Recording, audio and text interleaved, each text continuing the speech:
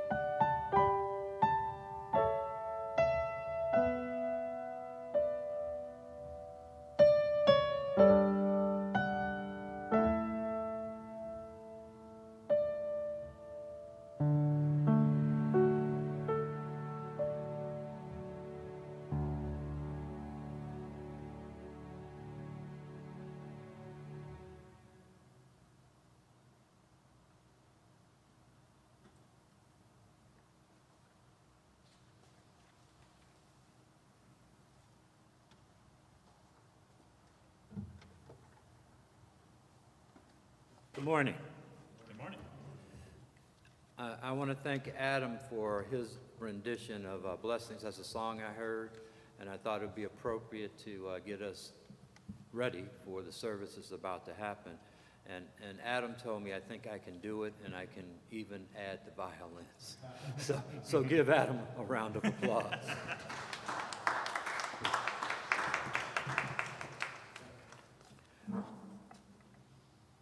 I'm going to read something that was written by William Schultz. It's actually number 429 in the Gray Hymnal.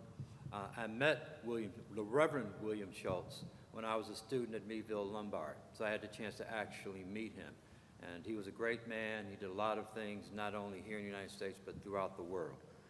But this is my call to worship, and this is what he wrote. Come into this place of peace, and let its silence heal your spirit. Come into this place of memory, and let its history warm your soul. Come into this place of prophecy and power, and let its vision change your heart. Please Now join. we'll have- Oh, sorry, go ahead. You want to announce it? Oh, sure, I'll do it. Good morning. Please rise and body your spirit for the singing of our opening hymn. It is number 170 in the Gray Hymnal. We are a gentle, angry people. Again, that is 170 in the Gray Hymnal. Please rise and body your spirit.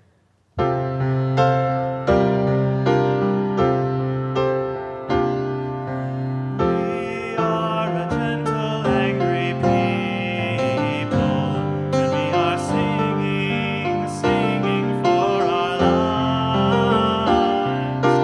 We are a gentle, angry people, and we are singing, singing for our lives. We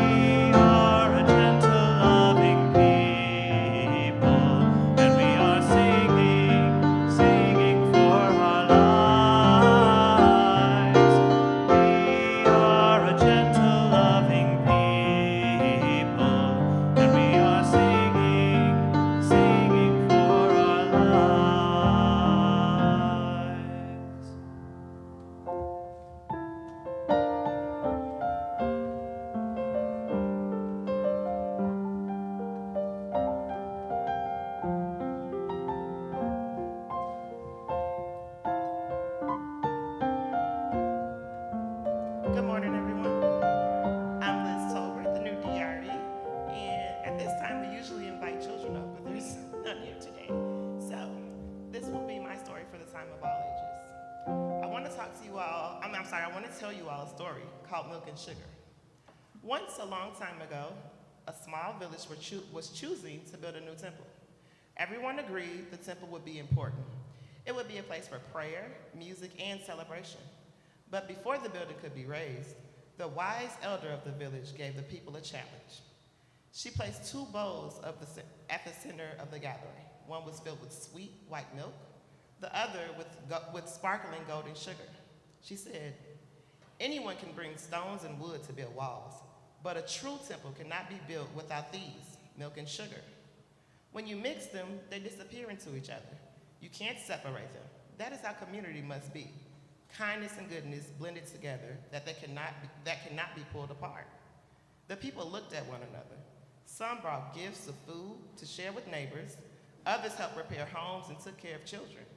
Each act of goodness was like pouring milk and sugar into the heart of the village. And when the last temple was built, they realized something. The building itself was not made sacred. What made it holy was the people, their kindness, their sharing, their care for one another. The elder smiled and said, the temple is not stone and wood. The temple is each of you, living with love, blended together like milk and sugar. So to reflect, when we come to church, we are reminded, the church is not the building. No matter how beautiful it is, the real church is the people. It's you, it's me, it's all of us. When we are kind, when we share, and when we do good for one another, we add our goodness together just like milk and sugar and make something sweet that cannot be pulled apart. And that sweetness, our kindness, our love, that is what makes this church alive. Thank you.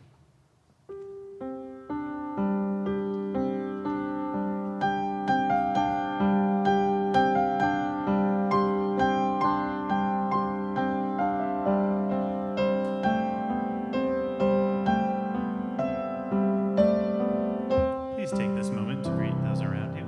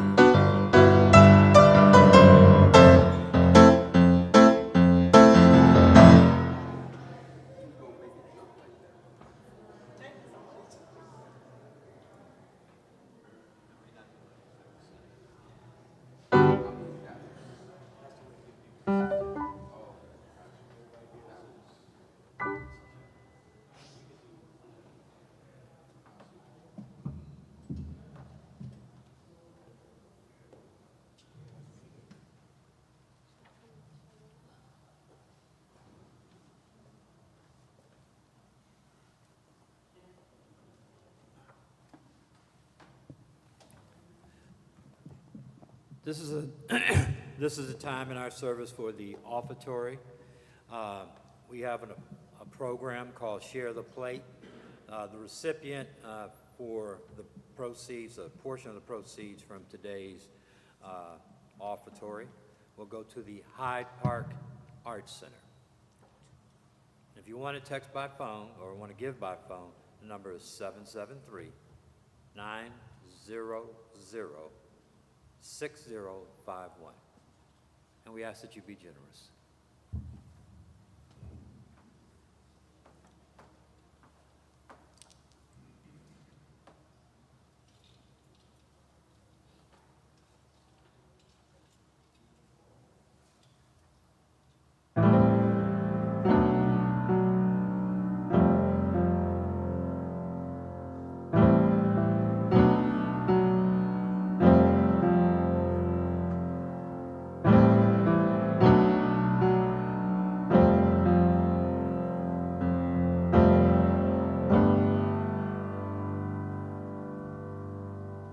If we can learn what it means to really love ourselves, then we can learn to love our neighbors as we love ourselves. And we can live in harmony, see ourselves as a family. This is our prayer for humanity.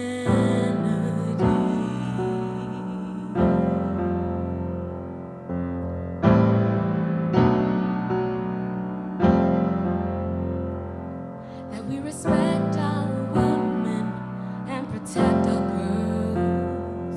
That they feel safe in every corner of the world. That we can live in harmony, see ourselves as a family. This is my prayer for humanity.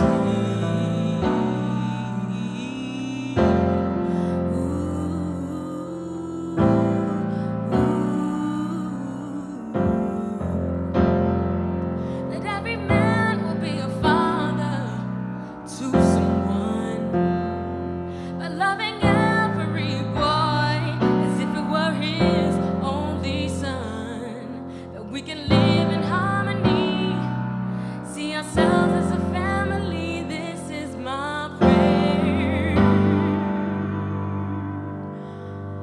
for humanity.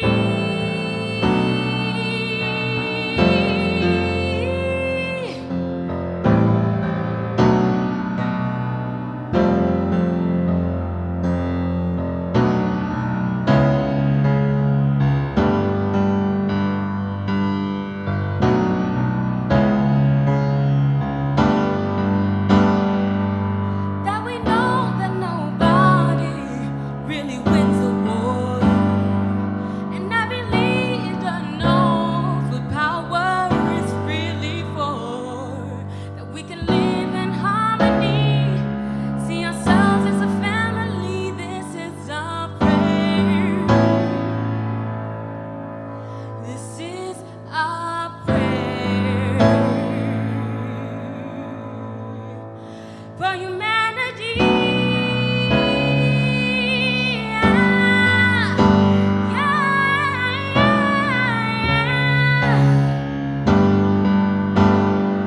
And every man, woman, boy, and girl will hear these words all across the world. Every man, woman, boy, and girl will hear these words all across the world. Every man, woman, boy, and girl will hear these words all across the world. This is our prayer. This is our prayer. This is our prayer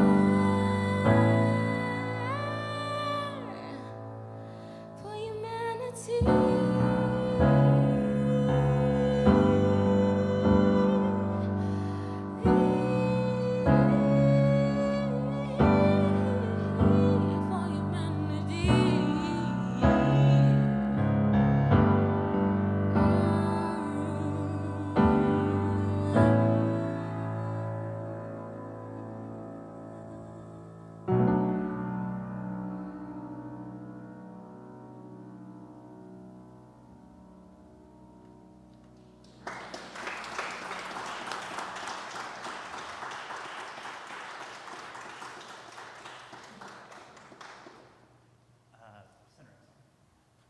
Please rise in body or spirit.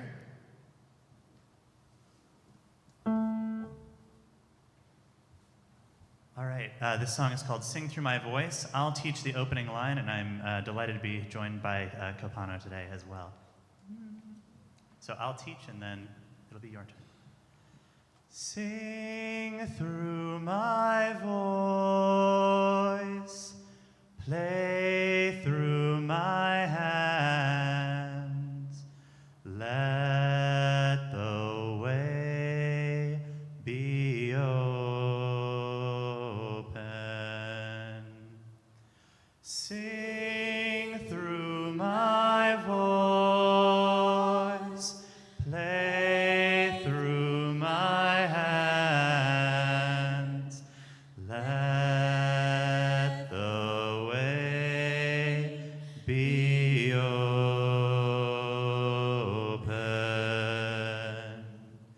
Sing through my voice, play through my hands, let the way be open.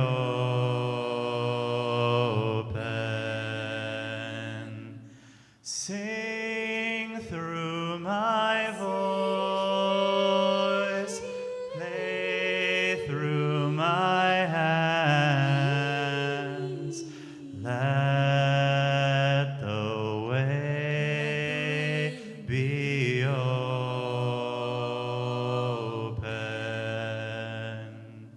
Sing through my voice, play through my hands, let the way be open.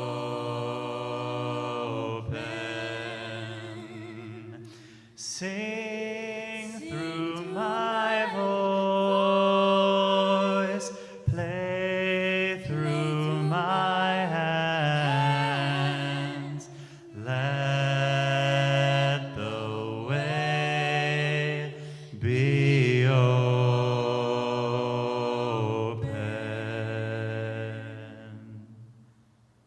Thank you. You may be seated.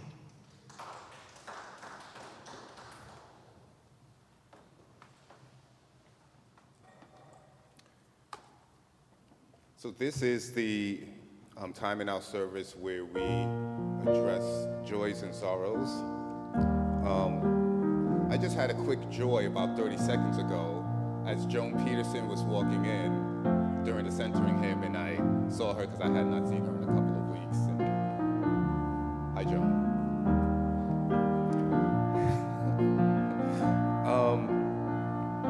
First joy here, which was left here a few days ago, I assume, because it's from Bobby Campbell, and she was leaving Friday with children and grandchildren to visit Finley's children in Geneva, Switzerland. So that's why Bobby is not with us here today. I have a combined joy and sorrow from Bruce. He is training for a new job. Congratulations. And his sorrow is the siege of Chicago. I can understand that. I will end with a sorrow from Pfeiffer Brown. Her grandniece, Sharita Chan, is in intensive care in San Francisco, California. Our thoughts and prayers are with you. And as for all joys and sorrows, spoken and unspoken here today, the same. Sing with me. Sing with me. Sing with me. Sing with me, oh my soul. Sing with me. Sing with me. Sing with me, oh my soul.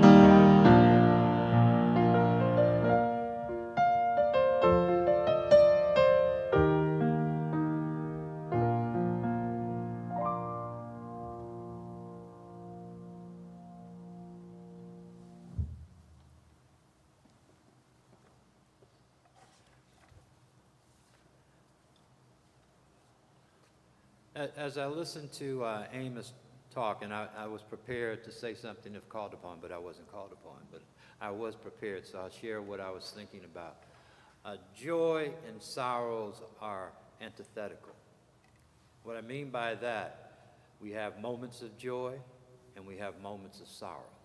And I've talking to some friends recently. I've been telling people that I've never had a bad day. And the reason I say that is most of my best days were full of great memories. And all those memories only lasted for a second. So it wasn't the whole day that I was happy and having fun and joy, but it's only in the moment. And so I just want to remind people that both joy and sorrow happen in the moment. Your greatest sorrow happens, and it lasts for a moment. If you choose, you can linger there. But I prefer to move back to joy as soon as possible. And with that, we're going to have our reflective reading.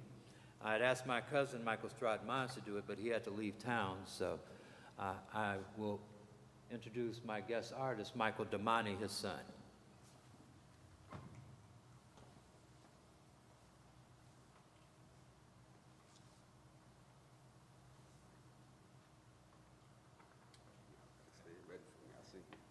I might not need this thing.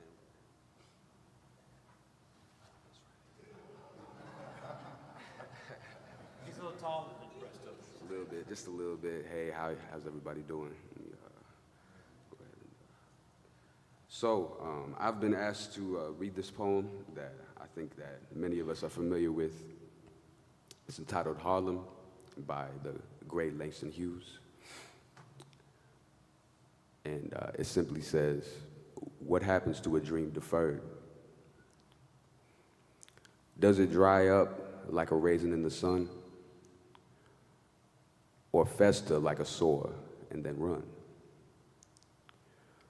Does it stink like rotten meat? Or crust and sugar over like a syrupy sweet? Maybe it just sags like a heavy load. Or does it explode?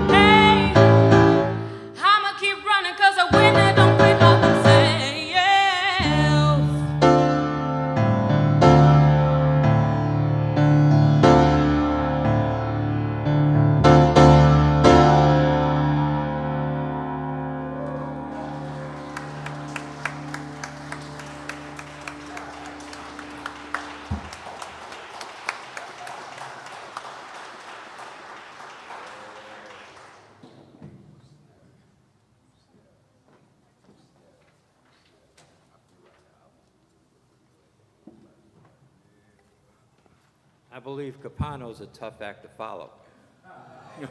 So the bar keeps getting raised. So hopefully I'll meet your expectation with what I have to say. Okay, thank you.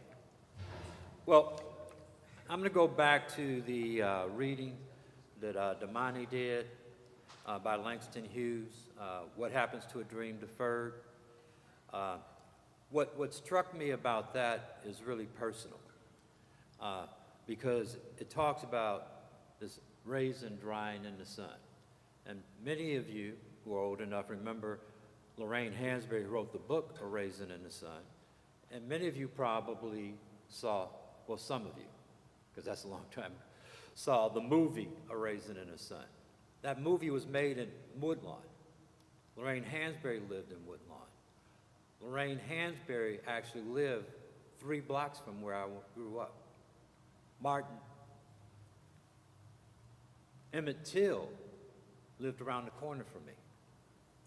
So my experience and what I'm talking about comes out of this history of Woodlawn and what was happening in the late 50s, 60s, and 70s, because that's where I was. And so it really sort of framed my perspective and how I think. And I also want to thank my parents, Olivia and Joe Harrington, because without them, I wouldn't be here. And without them, I wouldn't be speaking. And without them, I wouldn't be the person I am today. So they deserve all the credit. People sometimes come up and talk to me about everything that I've accomplished, but I have accomplished nothing. I would have accomplished nothing because I wouldn't have been here. Not only wouldn't I have been here, I wouldn't be the person that I am today without my mother and father, my family, and my friends, because they've propped me up throughout my life. So whatever I'm talking about really is a credit to them and not to me, because I've learned from most of them. But anyway, I came to church in February. And since I've been here a long time, looked around, I saw some familiar faces, some old friends. There are always newcomers, people to come here for the first time. And that's when I thought about it. The church is not the building.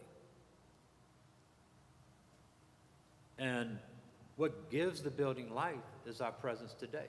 The fact that we're here in this building, that brings life, and it gives life to the church. And that's why I came up with the theme, because without it, or without us, it's just an empty building, waiting to be filled. Many of us come from different faith traditions, and some of us are more pragmatic about their approach to faith, but no less committed to this church. We are bound together not just by what we believe, but more importantly, our shared values. While both values and beliefs are important and shape our lives, our values tend to be more central and influential than beliefs. Our beliefs are ideas or convictions that each of us hold to be true. They may be based on facts, personal experiences, faith, or even opinions. They are assumptions, and in a world full of alternative facts, may not be as valid or as true as we think. They are subjective, not objective, and not always based on facts. They help frame our attitude, stances, and positions on the issues of today. While our values encompass the principles that we feel are most important, they guide our actions and our choices. So while our beliefs may influence our values are more likely to be driven to drive our behavior and decision-making. It's our values that are most likely, that are most important. I make this point to remind you that each of us play a central role and vital role in framing the church's identity, consistent with our mission, which is to be a diverse congregation, joyously united to address personal and societal challenges with passionate action for the healing of the world.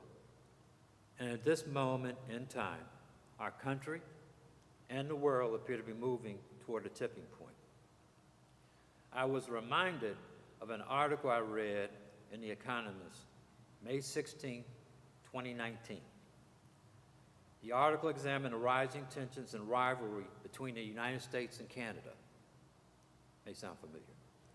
It drew parallels to the original Cold War, highlighting the intensifying competition across various sectors, including technology, the military, and even popular culture, which led to a new kind of what the author referred to as Cold War. So maybe we're still in the Cold War. It acknowledged complaints from the U.S. regarding China's trade practices, including accusations of technology theft, as well as concerns about China's assertiveness in the South China Sea and bullying smaller or other democracies. The author warned of potential consequences for global growth and problem solving if the two superpowers failed to cooperate. That was 6 years ago. And I assume it sounds vaguely familiar with what's going on today. Post-COVID, we've become more connected to our cell phones and less connected to each other.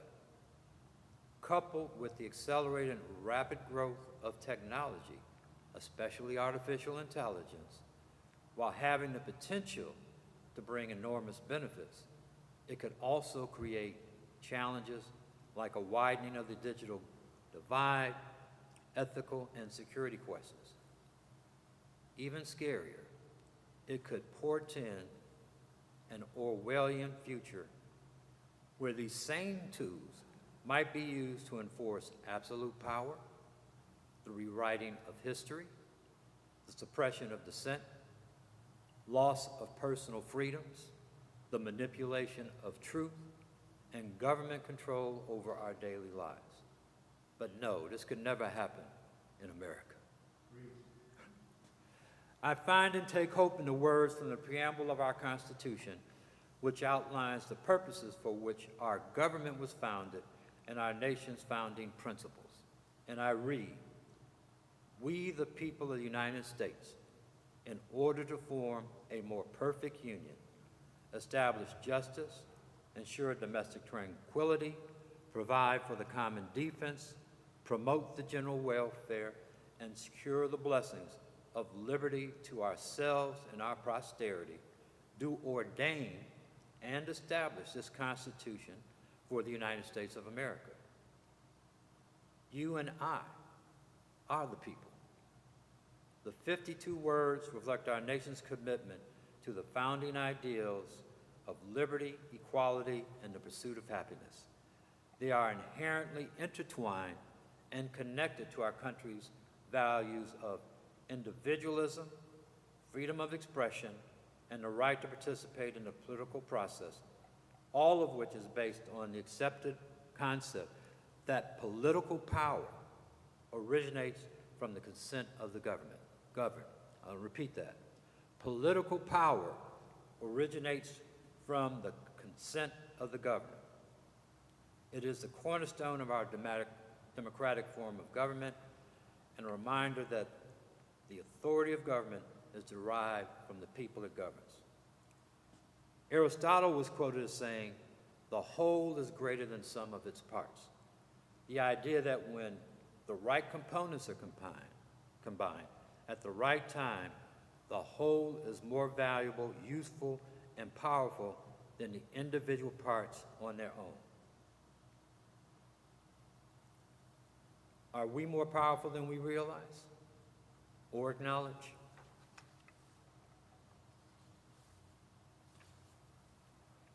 Helen Keller, an American author, disability rights advocate, political activist, and lecturer, was quoted as saying, "Alone, we can do so little. Together, we can do so much," which highlights the power of teamwork, unity, and collaboration in achieving positive change.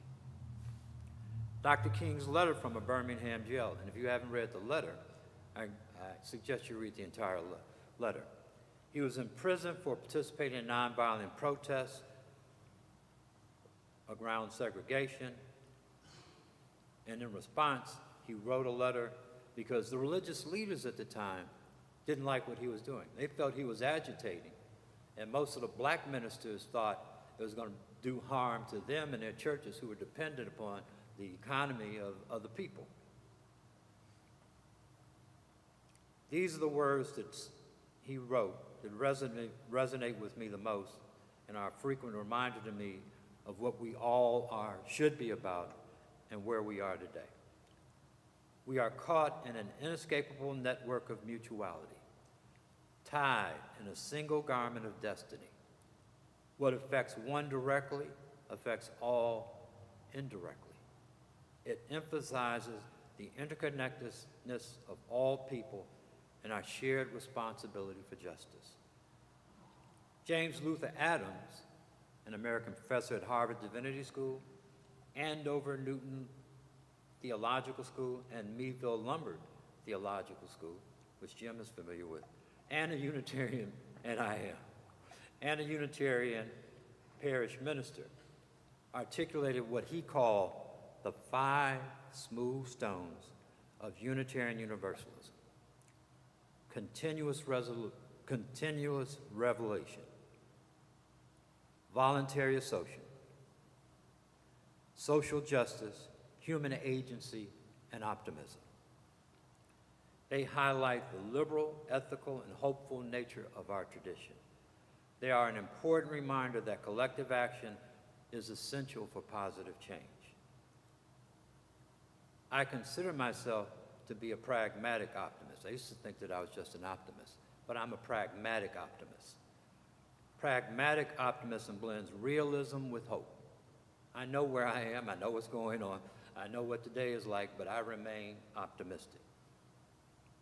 It's an acknowledgement of the challenges and complexity of the situation at hand while maintaining a belief in the possibility of positive outcomes. I offer the third principle of Kwanzaa, and we do Kwanzaa every year, First U, and I couldn't do it without Jim, as a way forward. It emphasizes collective work and responsibility. It calls us to work together to build and maintain our communities, make each other's problems our own, and solve them together. It highlights the importance of a shared effort and accountability in achieving common goals and fostering a thriving community. It aligns nicely with these words from our covenant. One of the things about saying something over and over again, like the Pledge of Allegiance or any prayer, is you lose the meaning of the words after a while because they just come to you and you just say it, but you don't think about it. But our covenant charges us with 3 things only: to dwell together in peace, to seek the truth in love, and to help one another. That's the covenant. Everything else has nothing to do. It's just an introduction to the covenant. But our covenant is to dwell together in peace, to seek the truth in love, and to help one another. If you're not doing those things, you're acting inconsistent with the covenant that you mouth every Sunday when you come to church. Like me, some of you may remember the words of civil rights leader Fannie Lou Hamer at the 1964 Democratic National Convention, when she stood up to express her frustration with the persistent injustices and lack of fundamental rights faced by Black Americans in the Jim Crow South. While some of that has changed, some of that is still there. And this is what she said: "I'm sick and tired of being sick and tired." I believe we're all sick and tired and longing for positive change.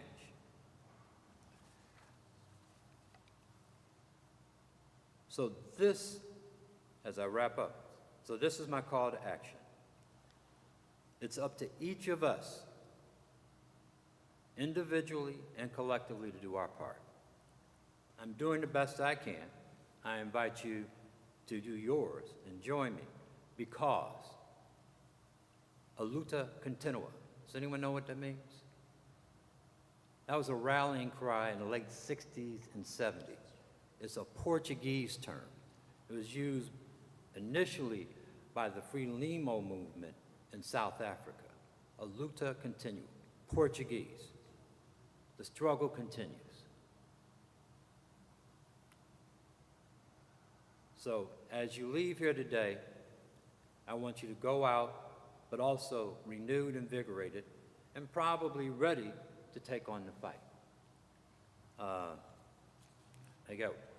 And I will, because I have some closing words that'll wrap things up, but for right now, I think that concludes my remarks, and I'm going to say, so let it be. Amen. Ashe.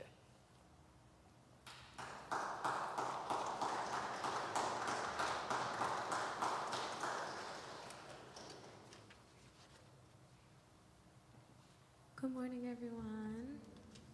I realize this must be a bit rude. I did not introduce myself. My name is Copano. Thank you so much for having me here today. It's always a pleasure to come here and share music and be in worship with you all. I would love for everyone to join me in singing this last song. Someday we'll all be free, if you know the words. If you don't, maybe Google, I don't know, you know the lyrics, but I also would try not to cry while I sing this song, because this song tends to make me cry.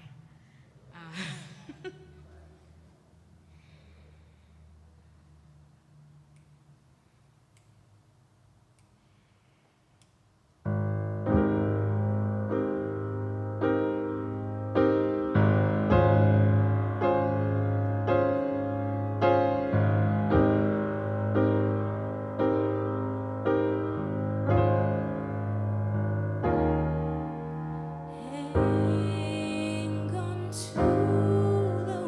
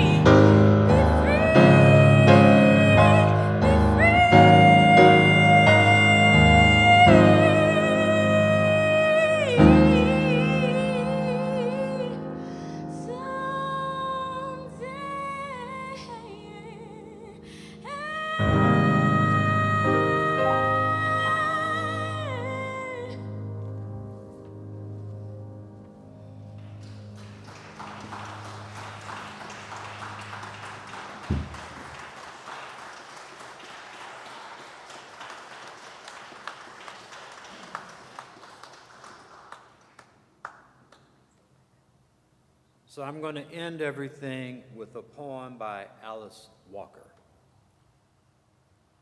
And it's actually found this in our hymnal. So sometimes you never know what you'll find unless you pick up a book and open it up. Love is not concerned with whom you pray or where you slept the night you ran away from home. Love is concerned that the beating of your heart should kill no one. I'll repeat that. Love is concerned that the beating of your heart should kill no one. So let it be. Amen. Ashe. This service is ended, but your service begins.